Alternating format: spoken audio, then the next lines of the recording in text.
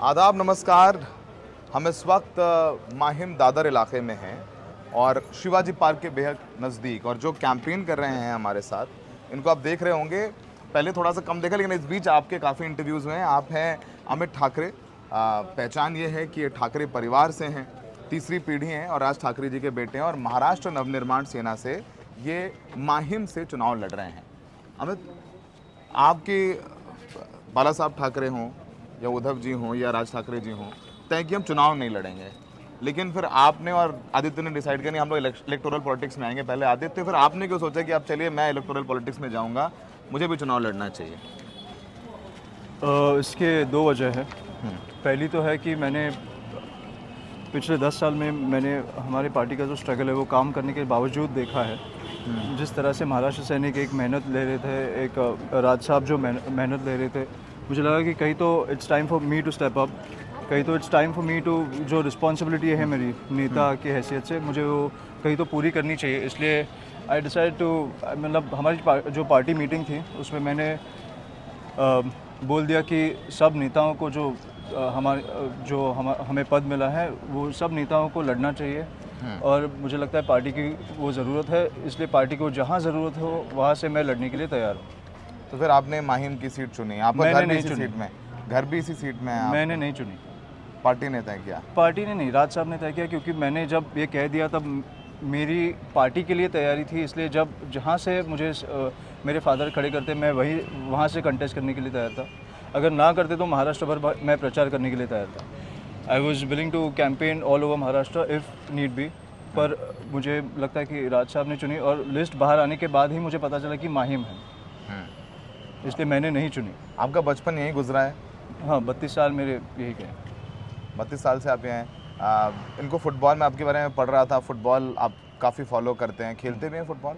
हाँ, बहुत खेलते हैं। बहुत। अभी तो कैंपेन में तो टाइम नहीं मिल रहा होगा। जहाँ बॉल दिख जाता है वहाँ खेलना चालू कर देता हूँ, इसलिए 5-10 मिनट हो इसलिए, पर मेरा पैशन है वो, कहीं दिख जाए तो मैं खेलना चालू कर देता हूँ। I love it, brings me some peace of mind, so मैं चालू कर देता हूँ। अमित, आपसे मुलाकात हुई, थोड़ी ही मुलाकात हुई, कैंपेन देख रहा हूँ।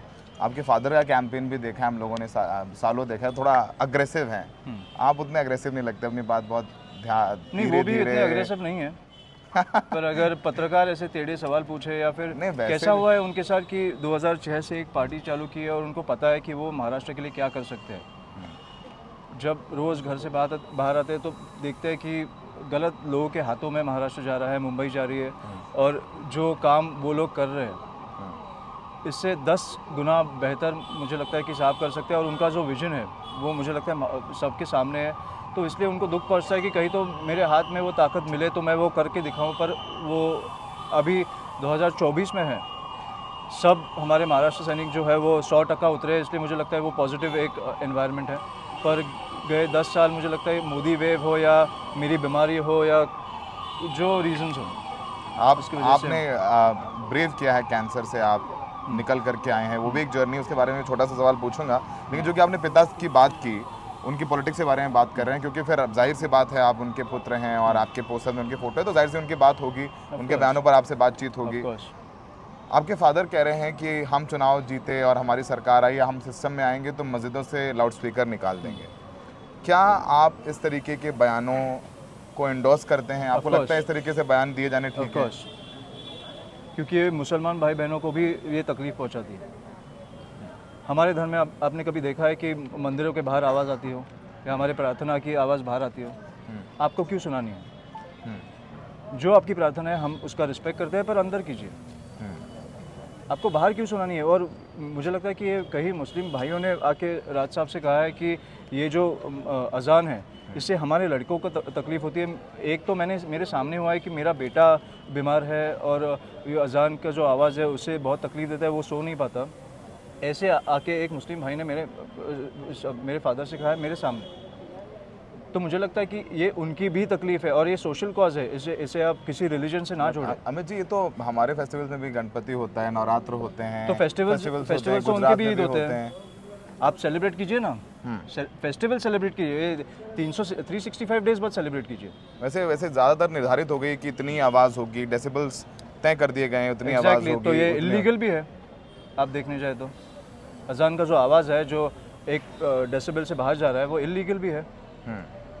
तो आप लोग इस बात पे राइट कर रहे हैं कि नहीं ये बंद करेंगे? एब्सोल्युटली एक मेन इशू है आपके कैंपेन का। ये मेन इशू मेरे कैंपेन का नहीं है, क्योंकि राज साहब तो बोल रहे हैं रैलियों में खूब कस के। वो महाराष्ट्र के बारे में बोल रहे हैं, मैं माहिम दादर के बारे में सोच रहा हूँ। आपके यहाँ भी मुस्लिम वोटर्स हैं काफ़ी, तो मैं वापस बोल रहा हूँ, अब ये सोशल आप कॉज जाते नहीं हैं, है। आप जाते हैं वहाँ पे कैंपेन करने? बहुत बार मैं बहुत बार मिला हूँ, मैं वो मस्जिद में गया हूँ। अच्छा, वो जो वहाँ की जो पहली चादर है वो मुझे लगता है हमारे पुलिस ऑफिसर चढ़ाते हैं, क्योंकि उनका एक अलग नाता है, उनका एक अलग नाता है उस दरगाह से। इसलिए हम वहाँ हिंदू मुस्लिम में नहीं मानते, पर अगर एक सोशल कॉज आपको तकलीफ दे रहा है तो हम उसके खिलाफ आवाज़ उठाएंगे, मतलब उठाएंगे, आवाज़ उठाएंगे और उठाएंगे। हाँ डेफिनेटली। फिर आपको कहेंगे कम्युनल है आप लोग? कहिए। You're okay with it? या of course. Young man, 32-year-old footballer. तो धर्म की रक्षा करना हमें हम मुझे भी चाहिए और सबको भी चाहिए। आजकल आपका धर्म क्या है मुझे मालूम नहीं, पर आपको भी। I'm an Indian, but I'm an Indian। I'm an Indian. अच्छा, I'm a आपका धर्म नहीं है? I'm a journalist, but अच्छा। beyond that I'm an Indian. तो मुझे लगता है आपका भी एक धर्म है, उसकी आप रक्षा करना सीखिए, नहीं तो कोई आके। मैं हिंदू हूँ। नहीं तो आपकी आइडेंटिटी नहीं रहेगी। इंडियन आइडेंटिटी नहीं है सर। महाराष्ट्र नवनिर्माण सेनेचा मेरी आइडेंटिटी मेरे को इंडियन कॉन्स्टिट्यूशन देता है, सब बराबर हिंदू मुसलमान सिख ईसाई। और while I am a journalist तो मेरी कोई आइडेंटिटी नहीं है। आपसे सवाल पूछूंगा, आप चलते बोलिए ना। हाँ, आपकी अच्छा एक आपकी राजनीतिक विचारधारा क्या है? किस बारे में? मतलब कि सबकी राजनीतिक विचारधारा नहीं, जैसे कांग्रेस कह रही है कि हमें संविधान बचाना है, बीजेपी कह रही है। संविधान कौन बदल रहा है? एक पूरा कैंपेन था इंडिया अलायंस का लोकसभा चुनाव में, कैंपेन किससे था बचाना कि है? मोदी आप साहब उनसे 400 पार ले आएंगे। मुझे लगता है एक सवाल पूछे कि किससे बचाना है? बीजेपी से। क्यों? कौन संविधान चेंज कर सकता है? उनके आपको लगता है आप एक 15 का स्टेटमेंट्स थे आप लोकसभा चुनाव में? एमपीज के स्टेटमेंट छोड़ दीजिए, आप एक इंडियन है, आपका जो कहना है, आप मुझे कहिए कि इंडियन संविधान आप चेंज कर सकते हैं क्या? नहीं, आपके हाथ में बीजेपी के एमपीज ने कहा था अमित लोकसभा चुनाव में। वो छोड़ दीजिए, इसलिए एक दो एमपीज ने कहा था, 3 एमपीज ने। खैर ये तो आपका सवाल है। कॉन्स्टिट्यूशन आप चेंज नहीं कर सकते। डॉक्टर बाबा साहब अम्बेडकर ने जो कॉन्स्टिट्यूंसी बनाई है वो आप चेंज नहीं कर सकते। कॉन्स्टिट्यूशन जो बनाया है लिखा है। अच्छा, एक वक्त था अमित जी जब आपके फादर राज साहब और उन्होंने उत्तर भारतीयों के अगेंस्ट कैंपेन किया था, और मैं देखा कि आप राज साहब के हर बयान, हर स्टेटमेंट को, उनके हर कैंपेन को बहुत फियर्सली डिफेंड कर रहे हैं। ऑफ कोर्स आप इलेक्टोरल पॉलिटिक्स में आ गए हैं आप तो आप उस कैंपेन को जायज़ मानते हैं, या आप लगता है कि अब वो ज़रूरत नहीं, वो था एक पॉलिटिकल बात थी, या एक नहीं, आप उसको ये भी आपको सोशल इशू लगता है? जो पूजा के नाम पे वहाँ पे उनके नेता आते थे, नेता लोग आते थे और भाषण करते थे, सबको भड़काते थे, उसके खिलाफ ये था कि आप अपनी पावर महाराष्ट्र में आके ना दिखाएं, आके सबसे प्यार से रहें, हमारी जो भाषा है वो सीखे। क्योंकि मैं आपको बताऊं कि हमारा जो देश है वो यूएस की तरह नहीं है, वो यूरोप की तरह है। जैसे यूरोप में हर कंट्री का एक अलग एक भाषा है, उनका अलग कल्चर है, ट्रेडिशंस है, वैसे हमारे स्टेट में अलग भाषाएं हैं, अलग उनके कल्चर्स हैं, हमारे ट्रेडिशंस अलग है, पर हमें सबकी इज्जत करनी चाहिए। आप जहाँ जाते हो, अगर मैं कल गुजरात जाऊँ, पंजाब जाऊँ, मुझे उनकी भाषा का, कल्चर का मुझे रिस्पेक्ट करना ही चाहिए। वैसे अगर कोई अलग स्टेट से हमारे स्टेट में आए तो मुझे लगता है हमारी भाषा का, हमारे कल्चर का, हमारे ट्रेडिशंस का उन्होंने रिस्पेक्ट करना ही चाहिए। अब लगता है उत्तर भारतीय नहीं करते हैं? तब नहीं करते थे, क्योंकि जब हम लोग टैक्सीज़ में भी लोगों से पूछते, मैं टैक्सीज़ में पूछते थे कि यहाँ जाओगे क्या, वहाँ जाओगे क्या, तब वो जो जिस एटीट्यूड से बोलते थे वो अब नहीं है। और मुझे लगता है कहीं तो ये एक राज साहब का एक फेयर है।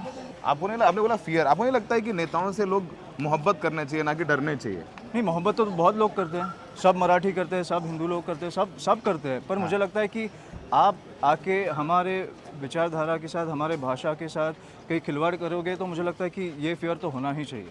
आप यहाँ आके अपनी ताकत ना दिखाए, बल्कि सबसे प्यार से रहे, हमारे लोगों के साथ प्यार से बर्ताव करें। हम वी आर ऑल इन। हम मांग रहे उत्तर भारतीयों से वोट, जा रहे हैं काफ़ी। मैं सबसे मांग रहा हूँ, और मैं बहुत जगह जा रहा हूँ, वहाँ उत्तर भारतीय मुझे मिल रहे हैं, बहुत टूटी फूटी मराठी में बोल रहे हैं, पर वो बोल रहे हैं कि इस बार आप ही।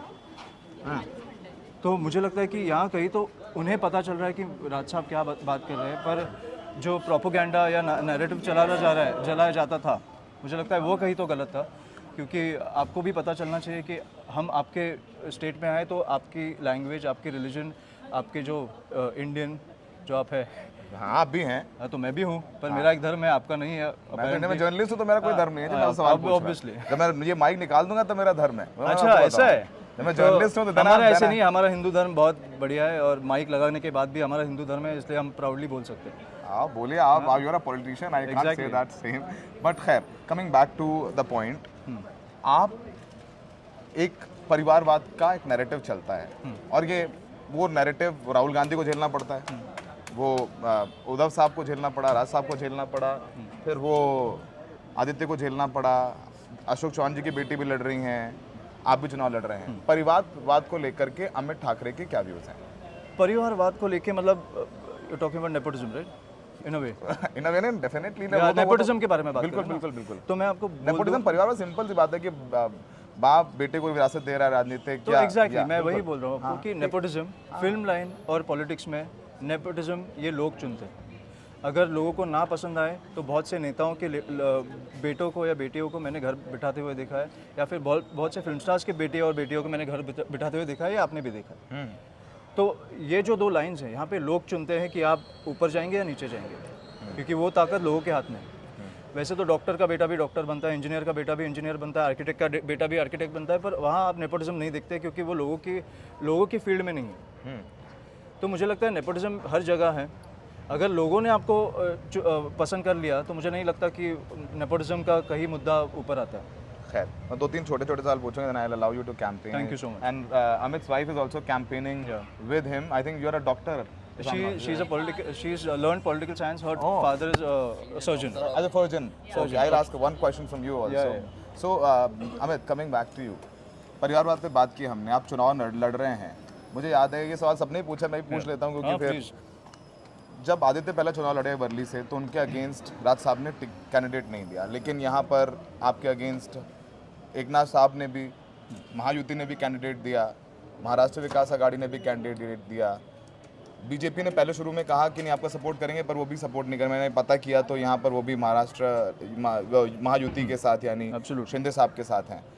आपको लगा ये थोड़ा सा पहला चुनाव था आपका तो कहीं ना कहीं सपोर्ट मिलना चाहिए था आपके फैमिली से? नहीं, मेरे अंकल से मैं एक्सपेक्ट कर रहा था कि करेंगे। हाँ करेंगे, देंगे। मुझे मालूम है वो फैमिली कैसी है, मुझे मालूम था वो देंगे। आपकी बात नहीं होती आदित्य से? नहीं, बिल्कुल नहीं होती। और मुझे मैं आदित्य का आपको बताऊं तो मुझे लगता है कई एक पॉलिटिकल एथिक्स होते हैं, फैमिली एथिक्स होते हैं जो मुझे लगता है मेरे फादर फॉलो करते हैं कि अगर फर्स्ट टाइम एक चुनाव लड़ रहे हैं तो मुझे नहीं लगता कि मैं भी कभी देता उनके सामने। पर मुझे लगता है हम कहीं तो वो वर्ली से लड़ रहे हैं, इसलिए मैं वर्ली की बात करूँगा कि वर्ली की जनता को हम गृहित नहीं धर सकते, मतलब ग्रांटेड नहीं पकड़ सकते। इसलिए फिर आप मनसे ने भी टिकट दिया? इसीलिए अगर वो काम करते, इसलिए हमारे पार्टी से ज़्यादा हमारे लिए हमारा देश है और राज्य है। अगर वो वहाँ काम करते, अगर वहाँ के लोग खुश होते तो हम इस साल भी कैंडिडेट ना खड़ा करते। वहाँ पे जो डिसकंटेंट आप बोलेंगे या फिर मतलब जो लोगों में थोड़ा अविश्वास है, नाखुश है, तो मुझे लगता है इसीलिए मुझे हमें खड़ा करना पड़ा। मेरे बारे में खड़े होंगे, मुझे मालूम था अगेंस्ट कोई खड़ा होगा, इसलिए मैं वहाँ पे ज़्यादा ध्यान नहीं देता। How confident you are? I am very confident. Typical journalistic question. I am very confident. आप कितने मतलब मैं आपको बोलूँ तो मुझे डर नहीं लगता। मैं जो कर रहा हूँ वो 100% दे रहा हूँ मेरा, उससे आगे मैं बढ़ के कुछ कर नहीं सकता। मैं डोर टू डोर जा रहा हूँ, लोगों तक पहुँच रहा हूँ, मेरी विजन बता रहा हूँ। अगर उन्हें अच्छी लगे तो 23 को आपको रिजल्ट देखने को मिलेगा। आप अप्रोचेबल हैं, आपका फ़ोन उठाते हैं 12-1 मेरा फ़ोन नहीं है क्योंकि आपके ऑफिस में मेरे 3 ऑफिसेज होंगे अगर मैं चुन के आऊँ, और तीनों के अलग अलग नंबर होंगे जो प्रभा देवी, माहिम और दादर में अलग सबको मिलेंगे।